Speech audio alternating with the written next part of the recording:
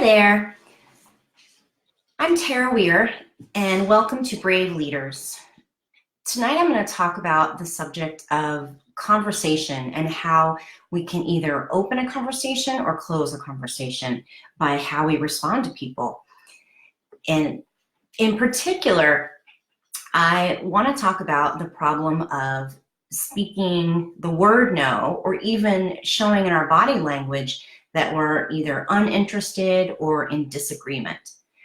Because really when we're connecting with somebody else, connecting with each other, when there's a flow, then there's connection.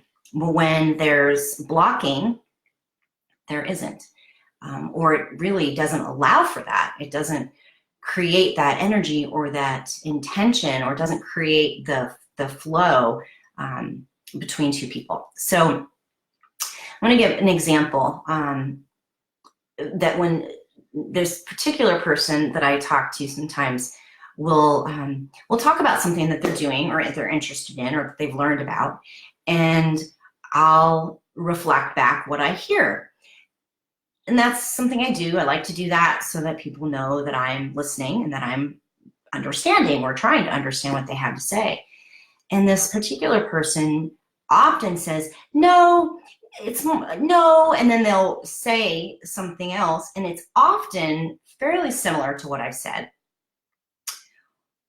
Or they just say no, and then they move on to something else.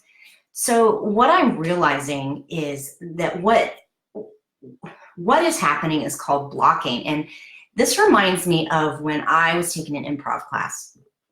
We did an activity and it was called Yes, Let's.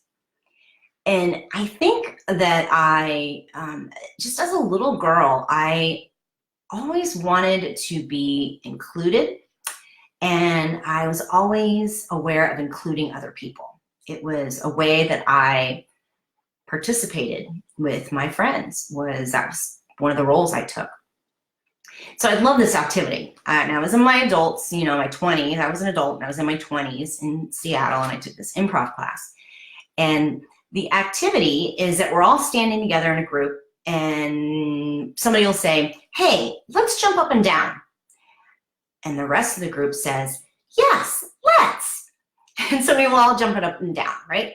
And then somebody says, hey, let's stop jumping and scratch our heads. And everybody says, yes, let's. And we all stand there and we scratch our heads. And everyone kind of gets a kick out of it and giggle. And then somebody else says something, and we all do that. Yes, let's. And what it allowed us to do was to feel the sensation when there's affirmation, when we're getting affirmed by being joined. And when we're doing improv, that the flow happens when we're able to really join with each other and not block each other. So in conversation, we have that opportunity. When somebody says something to me, if I'm not necessarily fully in agreement, I can use words and my body language to affirm them or to join with them. Because when I don't, then I am sending a message that is disconnecting. I am blocking. I'm blocking the flow of the exchange. And I'm not talking about agreeing. I'm not saying that I have to agree to everything. But in a conversation, even if I'm disagreeing with somebody, there's a way that I can still be in that conversation in an open, flowing way that doesn't shut them down or put them off. It continues to grow the conversation and the exchange, because that's the ultimate goal. Even if we're opposing opinions on something, by being able to continue opening with each other, so much more can be explored and so much more can be expanded with each other, whether it's the same opinion or a different opinion. So when you're doing an improv scene and we take a scene in a certain direction, we are taught to join each other and then move it in a direction that fits for us. So when that happens, the person sharing and the person listening feel more connection, and there's more safety. And when I feel safe and you feel safe to be able to share your ideas, to share your heart, and you're able to do that, and you know that you're not going to be blocked or shut down, we're more likely to express to each other.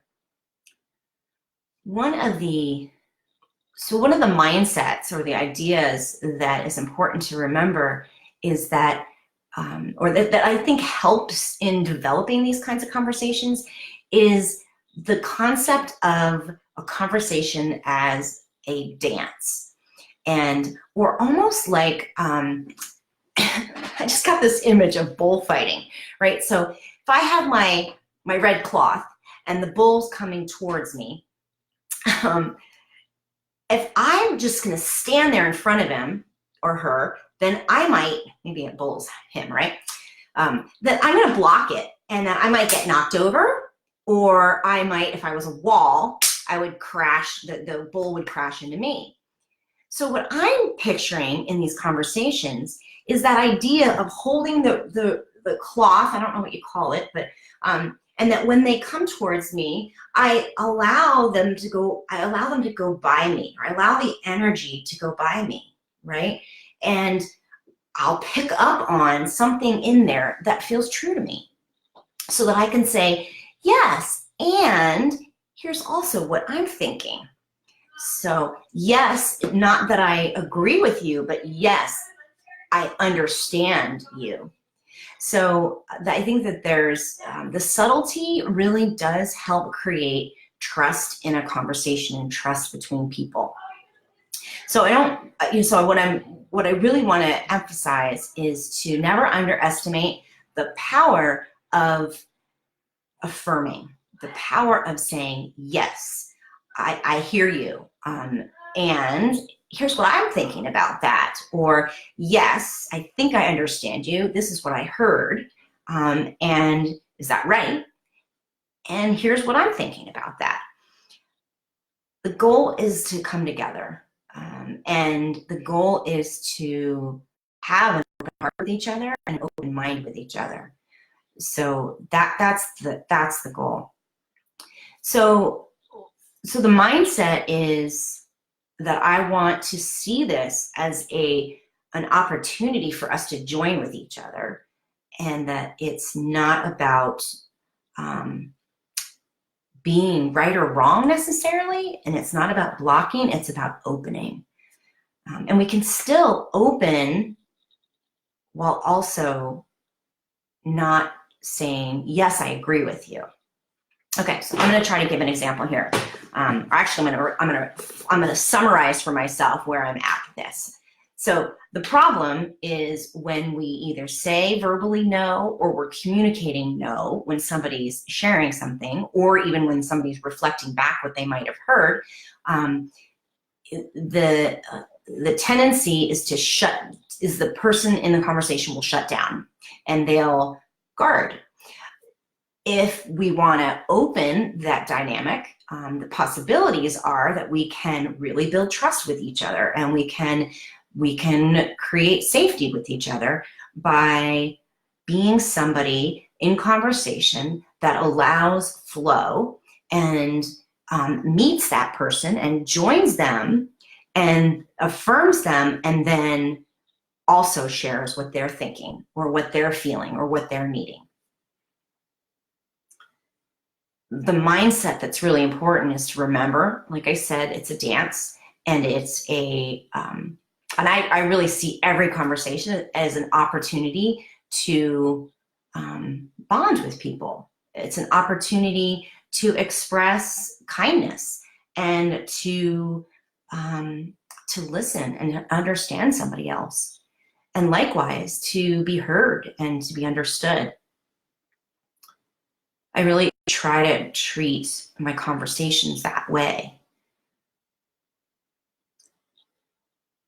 And the way that that can happen is for me, I'm really wanting to notice, when am I blocking somebody, or when am I cutting them off, or guarding myself from them. So I just happen to know in this particular relationship or this particular person, I feel, I do shrink. I find myself not feeling comfortable or as safe. So, so one of the ways that we can be a joining conversationalist, or a pleasant, open conversationalist, is to be aware of what is our tone when we're talking with somebody. And if it's something that I don't necessarily agree with, I could say, yes, I understand. I understand what you're saying. Maybe even reflect back what we're saying, and then say, and here's what I'm thinking. The word but can be put in there. And I believe that that also is a word that can really cause more of an argument versus an exploration of a topic. So I can say, I hear you, and here's what I'm thinking. What do you think about that? Or here's what I'm feeling at this moment. Or here is what I was needing at that moment. I hear this is what you were needing, and here's what I was needing.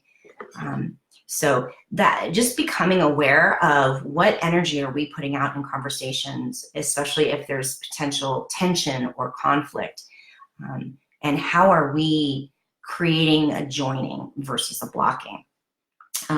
So my invitation to you is to notice for yourself, become aware of how you engage in conversation. Are you somebody that you think people see as someone that you can, that they can explore ideas with, that they can be comfortable with and build trust with? Can they be heard and acknowledged for what they're sharing, not necessarily argued with, but explore an idea together? And I think that I know that this is important to me because I'm